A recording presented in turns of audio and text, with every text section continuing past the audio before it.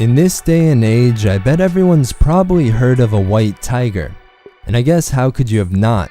But the sad truth is, they all pretty much take their place now as big money draws in various zoos and other captive institutions across the globe.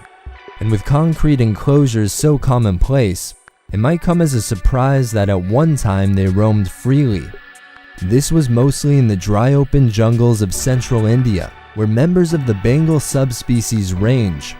And it turns out they were just a rare, albeit naturally occurring genetic variant on your typical orange or yellow colored ones. It's tough to say exactly how often this mutation would show in the general population, but many credible sources have commented on their regularity and would write of their encounters as a somewhat accustomed event.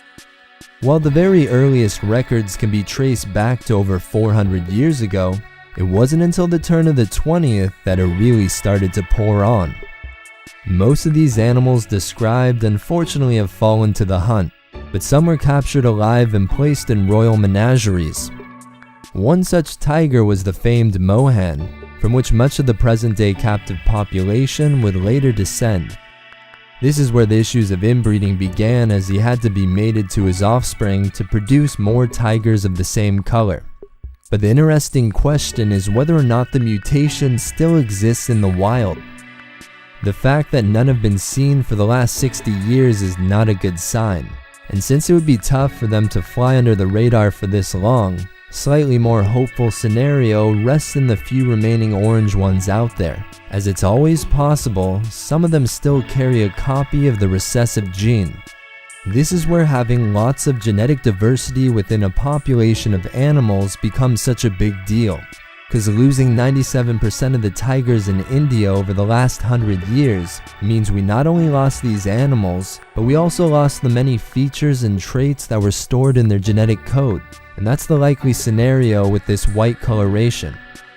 The good news is the wild population here is starting to make a recovery, and one exciting thing about this is, if the white gene does still exist, the chances of individuals carrying the gene increases, and the chances of these individuals coming into contact with each other to mate and reproduce does too, which could eventually lead to white-colored offspring.